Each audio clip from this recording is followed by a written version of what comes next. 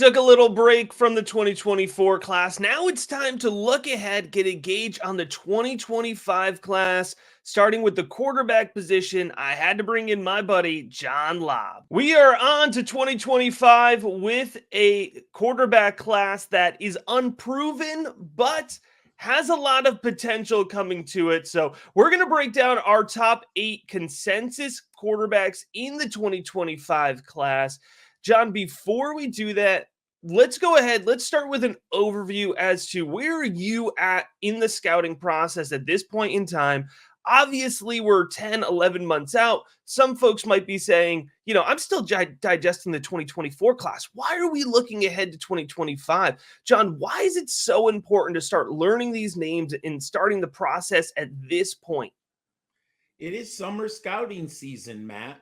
And a lot of us have time. There's no Sunday football, no Saturday football. There are film of all these players available for you to watch. So I spend a lot of time over the summer looking at prospects well in advance. Also, you may have Devy League drafts. You could have Campus to Canton drafts. And maybe you want to know the difference in a CFF prospect and an NFL level prospect. So at this time, I watched a little film on every player, saw all of them play at least once last year in a college game, but I also rely on my Devy model at this point. But viewers have to remember, last summer, if we were talking, Jalen Daniels was not in the conversation and he went number 2. Bo Nix and Michael Penix were thought of as outside of the first round draft picks. We did have Caleb Williams and Drake May correctly. They came off the board in the top 3. And J.J. McCarthy was on the edge. There were, I know, Devy. Not everybody. No, let's not rewrite it. We were high on J.J. McCarthy. We like J.J. McCarthy, but I would say the universe was not a J.J. McCarthy stan.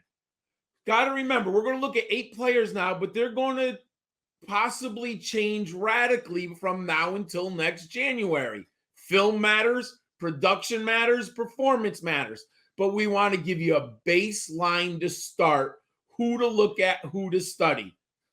So let's go ahead. Let's do that here. And the quarterback class, if you're comparing where we were at this time last year with the 2024 class to the 2025 class, let's just be honest. It's weaker, right? Relatively speaking. We're not going to sugarcoat that, but that doesn't mean that there's not value in this class and there's not players to look at. And so my approach at this point in time, we're talking primarily live watch, all right? June and July is when I start to really get into the film evaluation. But what I'm looking for are the players that have potential, right? Who are those players that could have, a Michael Penix-like value rise? Who are those players that could have a Jaden Daniels-esque value rise? That's what you have to do. That's why summer scouting is so important. All right, let's go into it, John. Let's get into our 8th ranked consensus player. And this is a guy I threw up on the board. He's getting a little bit of chatter, but I don't think enough. And I want to talk about Garrett Nussmeir, the quarterback out of LSU, the heir for Jaden Daniels. Now, it's more than just being the next LSU quarterback. Nussmeir came in with a lot of hype, high recruit. He got a lot of beat hype over the course of the 2 years that he was sitting behind Jaden Daniels. Remember, when Jaden Daniels transferred in to LSU, Garrett Nussmeir had a real battle with him as a true freshman, where a lot of Baton Rouge reporters thought that Nussmeir would win the job. And now we got to see a little bit of Nussmeir. We got to see him in the ReliaQuest Bowl at the end of last season against Wisconsin, where he put together a really fantastic performance. He was 31 for 45. He threw for just shy of 400 yards, and he had 3 touchdowns against Wisconsin. He was the Bowl MVP. And when you look at his film, John, again, we don't have a huge amount of tape for him, but I see a guy with a big arm. He's 6'2", 198. So he's got that frame to add weight onto. He leads his receivers very well downfield. I love his touch. I love his anticipation. And I think he's got clean mechanics and a pretty quick release. So again, we're talking about, right, who has the foundation, who has the potential to grow. And Nussmeir is a guy, I think, and he may not even declare in 2025, right? Because he would only have 1 year of starting experience, but he needs to be on your radar. And that's why I wanted to kick off the show with him. I've grown to like Garrett Nussmeir as a prospect. I did watch him against Wisconsin. He was really impressive in that game. And if you remember, Malik Neighbors and Brian Thomas essentially did not play. I think Neighbors had a catch for some kind of school record. It was the or record, something. yeah. Yeah, and then he came out of the game. So Nussmeir was playing with other wide receivers, and they're good at LSU. We'll talk about him down the road. And then I watched him in the spring game, and I was rather impressed. He was a 4-star prospect in 2021 coming out of high school, so there was some hype there. Matt, I do agree. He has a big arm, and he's more of a pocket passer than Jalen Daniels, so I think the LSU offense will change under Nussmeir. And there is a little warning flags. I have a Devi model, not as complex as my quarterback prospect model, but there are some numbers that are interesting because we're still a fantasy show. He has negative 58 rushing yards. So we need to see, will he at least scamper for 200?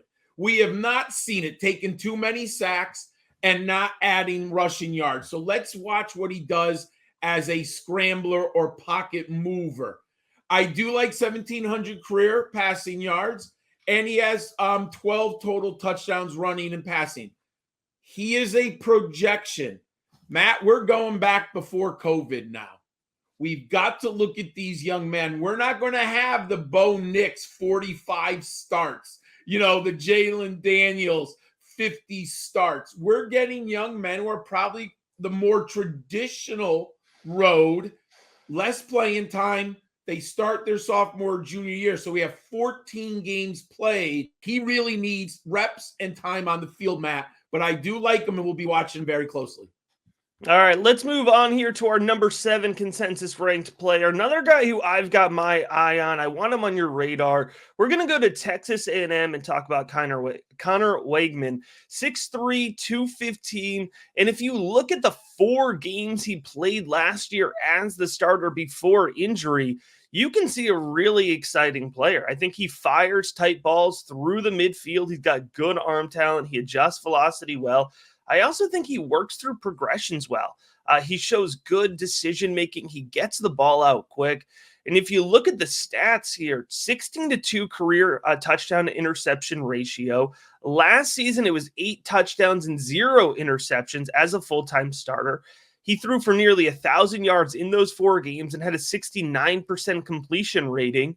I think if Weigman had played the full season, he had stayed healthy, we'd be talking about him as probably a consensus top 3 quarterback prospect going into this year. He was a 5-star quarterback coming out of high school, so he has that recruiting pedigree as well.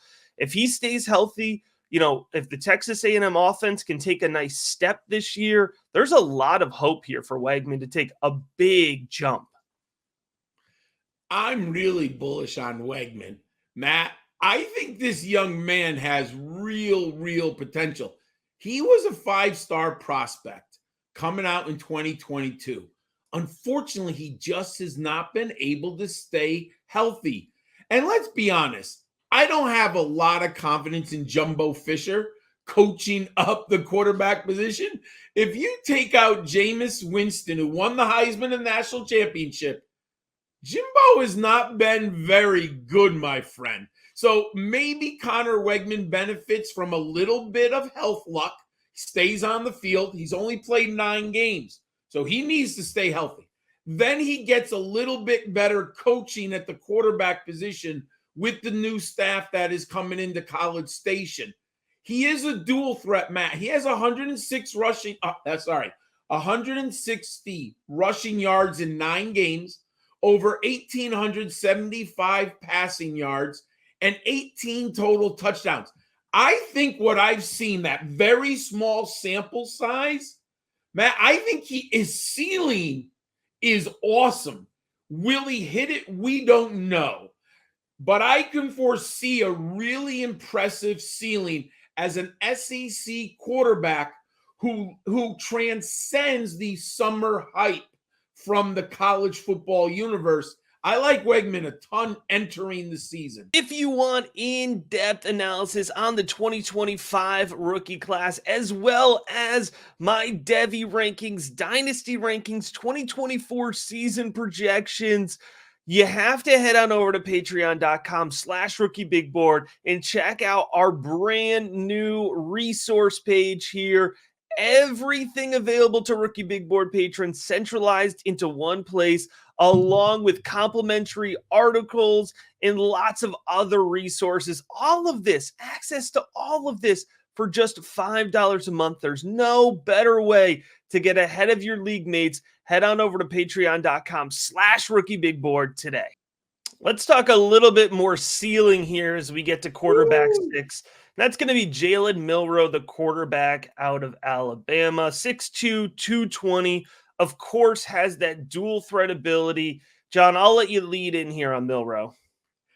I like Milroe. And the narrative, Matt, is he's a runner who can throw. And I say to myself, I wonder how many actual games you watched of Jalen Milroe. He's a better passer than he is given credit for. And Matt, I'll have to admit, I did not think he was 220, 6'2". I mean, he really has the all-man body for the quarterback position. I mean, he is very talented. And let's project a little bit. He's getting an upgrade at the head coaching position, who excels at coaching an upgrade.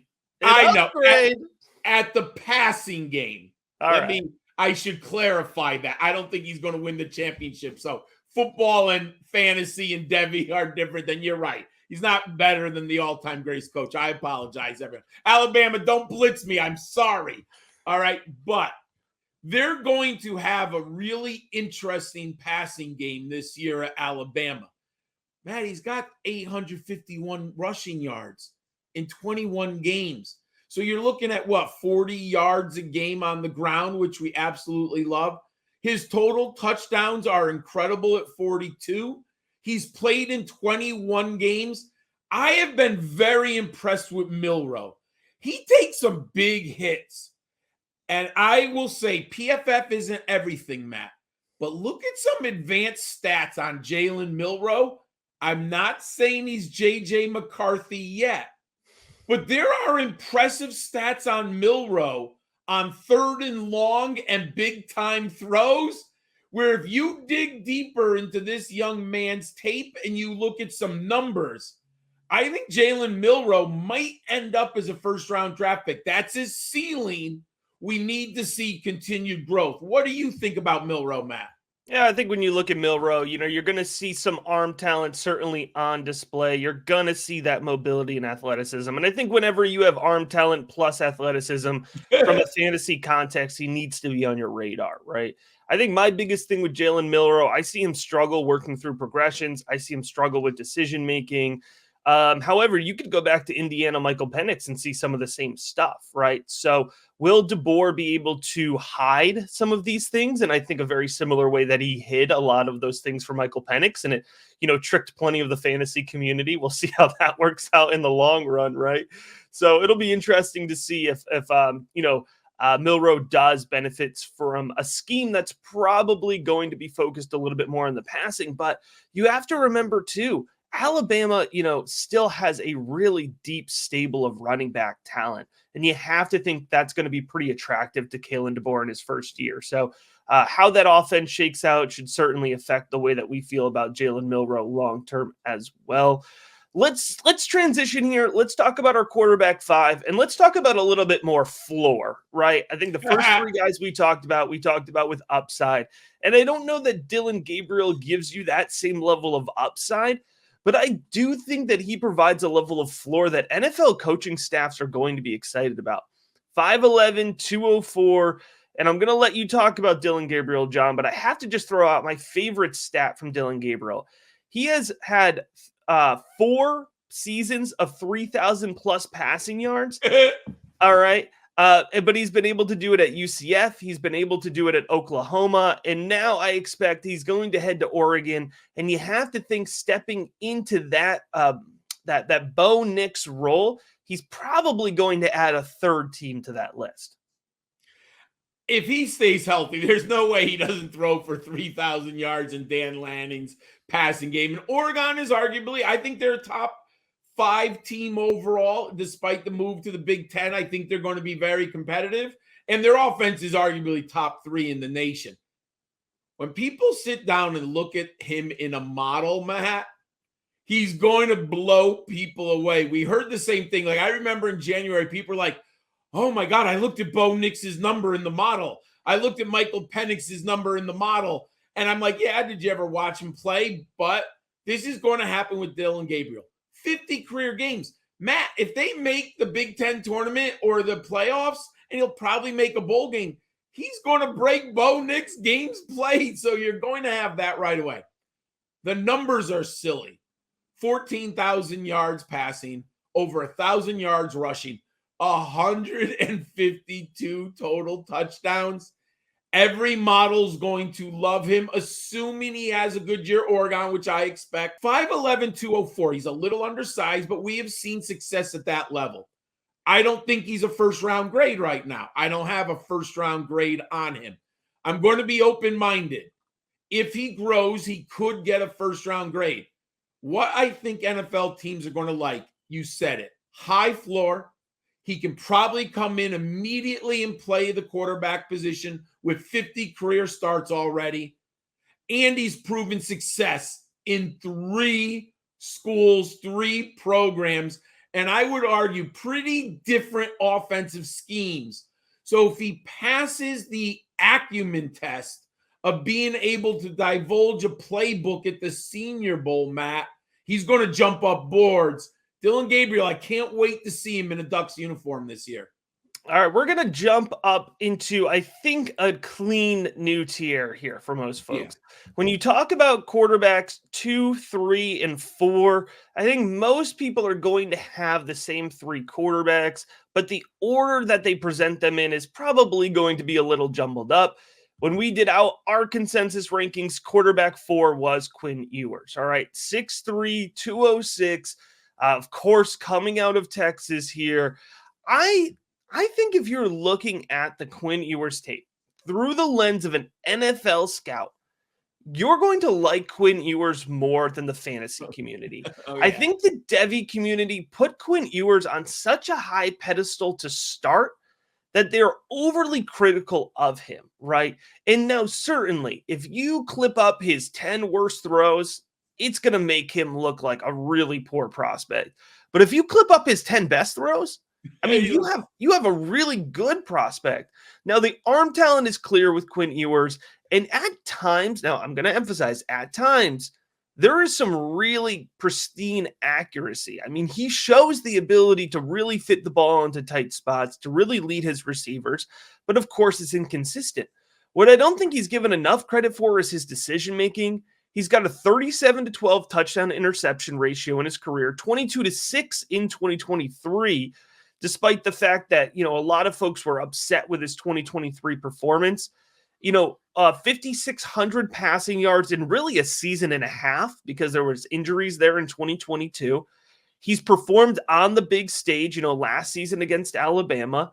So Quinn Ewers absolutely needs to put it all together. He's not a perfect quarterback prospect, but quite frankly, in this tier of 2, 3, and 4, there's not a perfect quarterback prospect. So, if I'm have the ability to add Quinn Ewers to a Devy roster or draft him or trade for him for cheaper right now, I do think this is a guy who's going to gain value throughout the college football season. Matt, Quinn Ewers to me is there's so many fascinating, I can't say that. Him and one other player are the 2 that I'm going to put eyeballs on a ton, especially early in the season. And I do agree with you. I think part of the Quinn Ewers narrative right now in the Devy community is expectations were so high and he has not met those expectations. And that has kind of clouded the judgment. if you put a different name on this young man and you just put him at, let's say, the University of Washington, and you put these numbers in, I think people would be more impressed with him. But playing at Texas with incredible high expectations of, national championship, 5-star recruit, and go back. I do believe it would, like, he missed some time in COVID at his high school. Then he goes to Ohio State and pretty much sits on the bench for a year. And it was behind CJ Stroud. Then he transfers to Texas. If you kind of look at him and say, the young man has started 22 games, led his team to the CFP playoffs. He has a quarterback rating of 147.4 in the starts. That's pretty good, folks. That's good. His total touchdowns is 43. And you say the arm strength, Matt, there's some throws on film. I mean, he has that, no question, top-level arm strength. And if you broke down the Xavier Worthy tape like Matt and I did, how many yards or drops were left on the field by his receivers last year? Quinn Ewers, I would say it, luck is a fickle thing, but he didn't have the Washington Huskies pass receivers from a talent perspective with the hands. So I'm very optimistic that Ewers could move up the rankings. Now, I do think moving to the SEC, he's still going to have to lead the Longhorns to at least a 10-2 record. All right, let's go ahead. Let's get into our consensus QB3 here, and we're going to get into Sheduer Sanders, 6'2", 215 at Colorado, previously at Jackson State. Here's the thing I think we need to emphasize with Sheduer Sanders. And if you have just caught maybe like a couple Colorado games, or maybe you just know the name, you've heard the hype, I think the first thing to understand from a fantasy perspective is that Sheduer Sanders as a quarterback is a lot more boring than you might expect, right? I think a lot of people think like son of Dion, super scrambler, a super mobile athlete. He's primarily a pocket passer. And I think it's really important to start there from a fantasy perspective. I thought what he did in the pocket last year had some definite pros, as well as some areas to improve. I think he does protect the ball well, though. He adjusts velocity well. He's got really, solid accuracy. And he was under pressure a lot. And I think he maintained his accuracy well under pressure.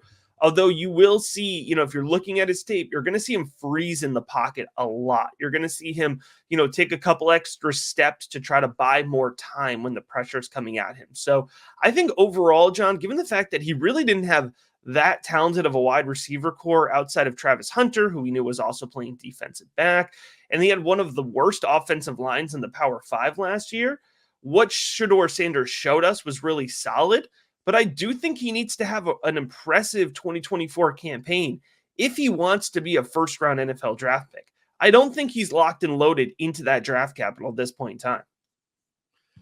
I am shocked by the national media hype on Sheduer Sanders.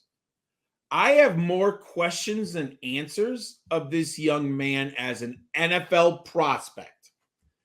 And Matt, I wonder how many have actually broken down the tape and watched games. And I'm a Dion guy, so I understand the hype surrounding Colorado and Buffalo.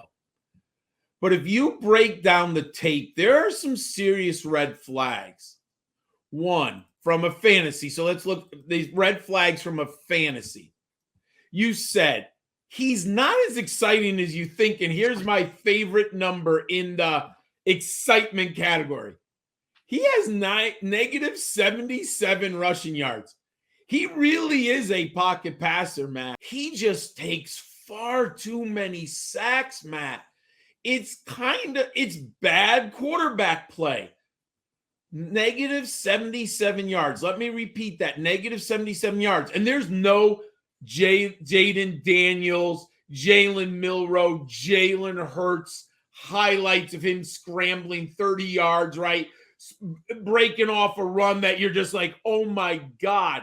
He doesn't have that. Also, he has only one season at the FBS level. he played at Jackson State before him and his dad moved to Colorado. So he's got 11 games at the big boy level.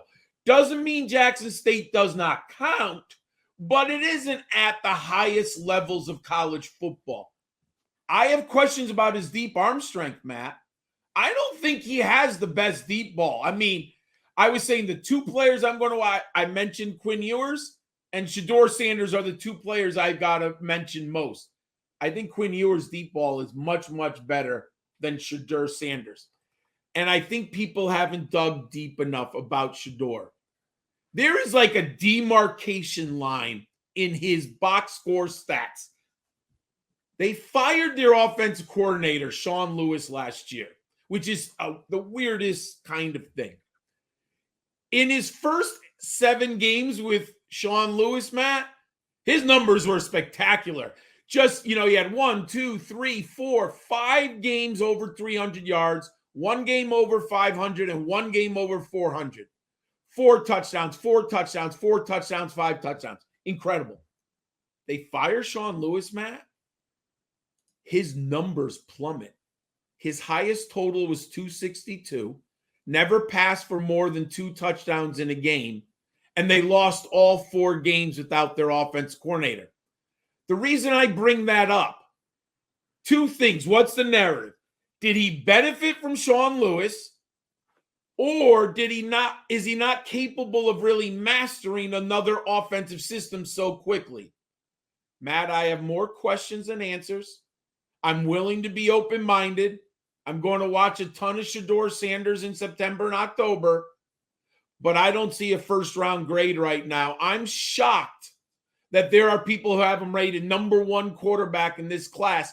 Just in my analysis, he is not there yet. All right, our consensus quarterback 2 is Jaxson Dart out of Mississippi. And, 6'2", 220. I think he has performed very well in the pocket in the Lane Kiffin offense, over 3,000 passing yards, 23 touchdowns to just 5 interceptions in 2023. And this is a quarterback who has proved the ability to be mobile. I specifically like Jaxson Dart's ability to throw on the run. And I think he's got good arm talent. I think he adjusts velocity well. But I will say, John, just like Quinn Ewers and just like Sheduer Sanders, I don't think Jaxson Dart is a locked and loaded first-round pick. I think there's only one quarterback that I'm super confident in being a first-round pick, and it's the guy that we're going to talk about here in a moment. But that's not to say Jaxson Dart couldn't be a first-round pick. I think he's somebody who has a lot of potential to take that leap. And again, that's what you want to be focused in on at this point in the scouting process. Couldn't agree with you more. I still have a second-round grade. I do have him ranked higher than Sheduer Sanders. I think he could take a massive leap this year at Mississippi under Lane Kiffin. And I've been doing a lot of college fantasy football stuff, Matt. Mississippi's loaded at the skill positions. So Jaxson Dart is kind of my outside Heisman prospect right now. I think he could really knock out a grand slam. And I think the basic tools for NFL success are staring us right in the face, and people haven't watched the film or looked at his numbers yet. My model likes him a lot, Matt. He's been at 2 schools, USC and Mississippi. So he's been coached up by Lincoln Riley and by Lane Kiffin. 26 career starts, so he should be around 40 starts by the time he graduates. Over 7,000 passing yards, over 1,000 rushing yards. Oh, he might not have been under Lane Kiffin. Yeah, he might have played that under Lincoln Riley. I don't think he was under Lincoln Riley. I think Lincoln he was Riley, under. You're right. Yeah, because Lincoln Riley brought Caleb with him. So I was trying to think back. I could tell by your facial expression. You're right. Matt and I have worked together for so long. He's like, John's wrong on this. So you correct me. Jaxson Dart, I believe, was in the Miller Moss recruiting cycle. Oh. That's how far back it goes. And remember, Moss was the more coveted, highly rated prospect, and Dart beat him out for the job. When Keaton Slovis went down, I believe I'm connecting all these quarterbacks, and that led to the Keaton Slovis decline. But Jaxson Dart then was enticed by Lane Kiffin when he was first claiming the transfer portal king titles. I believe I've gotten that quarterback, timeline correct there. Much better than I did, my friend. 63 career touchdowns for Dart, a 148.7 quarterback rating. Matt, I like the film. He is very much your dual threat quarterback. I'm not going to put him yet in the Justin Herbert, JJ McCarthy bucket. I think they're better than Dart has shown us so far. But Dart's definitely got an opportunity to land into that bucket, especially with the playmakers around him, and his tool belt is loaded with talent. And I do like his arm. Matt, he could earn a first-round grade by the end of this year in a weak quarterback class. And who is our top one that everyone needs to watch this year, Matt? All right, here's the guy, consensus QB1. He was John's QB1. He's my QB1. And it's going to be Carson Beck, 6'4", 220 out of Georgia. The general feeling was that if he had declared this year at the start of the draft process, he would have been considered a top 50 kind of consensus type guy. And that's the range that Bo Nix and Michael Penix started in. I think if you compare those guys 1-to-1, you'd have an argument that Carson Beck is in a very similar talent range right now, but he's got a full year of development ahead of him, right? And he really only has one full year of starting experience as well. When it comes to his game, I think he's a really nice combination of arm talent and mobility. He's got nice touch on his ball. He's accurate, 72% completion in 2023 on over 400 passing attempts. He threw for 3,900 yards in the Georgia offense. I don't think we're talking about that enough. And the offense did take an evolution last year. But still, I think that's pretty impressive thinking about the fact that outside of Brock Bowers, he didn't have a ton of targets. He had half a season of healthy Ladd McConkey. So I thought he did really well with what he had. He was very poised under pressure. This wasn't a Georgia team that was up, 40 points against every team like the 2022 Georgia team. He really had to be poised and lead that offense. And he does have some mobility. He's not really given credit for his athleticism, but he can move the pocket. He can scramble. He can throw on the run. If you watched him play, there is some mobility here for a guy who's 6'4", 220. So I don't think we're going into this season thinking that Carson Beck is, locked into the Caleb Williams type or even Drake May type. We knew those guys were going to be top 5 picks this time last year. I don't think we know that. I think I would expect Carson Beck to be a top 10 pick. I think he's probably locked into being a top 20 pick, but certainly has the ability to grow into the first overall pick type situation. Are you picking up on a similar read here for Carson Beck at this point? I have him graded as the only first-round prospect right now. And I agree. I have him in a grade of 11 to 32. So he has a wide range of outcomes right now in my book. He's clearly not top 10 talent based on the film that I've seen up to this point with 1 year. He's only played 14 games. But, Matt, that 3,900 yards in a Georgia offense, and we know Georgia wants to run the football. They want to play defense. Yes, he had Brock Bowers, an all-world tight end, but you alluded to it. Ladd McConkey was his top receiver, and he missed about half the season. So those are really impressive passing numbers. He does harken back a little bit in style. He's more of your drop-back pocket passer. He does have pocket mobility. He maneuvers it well and avoids the pass rush, but he's only has 174 career rushing yards. So I can't call him a scrambler. He gets the job done when it's absolutely necessary or it's there, but he's not looking to run the ball. NFL scouts and coaches are going to love his ability to sit in the pocket, take a big hit, manipulate the pocket, and find open lanes. I think he's got a very big arm, Matt. I think he can throw in that intermediate. I know we all like the long, deep ball, but I'm kind of into when I watch film, can he throw that 15-yard slant? Can he throw the ball into tight windows in the middle of the field? Beck has shown that to me at the college level. and my model loves him, Matt. So if he goes out and Georgia gets the SEC championship game, which is very likely, they should make the playoffs, right, in this new format with 12 teams. I can't imagine Georgia not being one of the top 12 teams. He's probably going to end up with that first round grade at the end of the season. And right now, if you ask me, the most confident quarterback in this class, it's Carson Beck. It might surprise some people, but he's the best player that I've seen on film and my model likes at this point. All right, there you have it, our consensus top 8 quarterbacks. If you're watching on YouTube, make sure you're subscribed. Make sure you give the video a like. We're going to be on to running back and wide receiver position previews. This summer, we're going to dig into the underclassmen as well for Devi value, and you'll definitely see some individual video breakdowns on the guys that we have talked about today as well. So a lot more coming at you Devi-wise and overall fantasy football-wise here on the Rookie Big Board. As always, we appreciate you checking out this episode.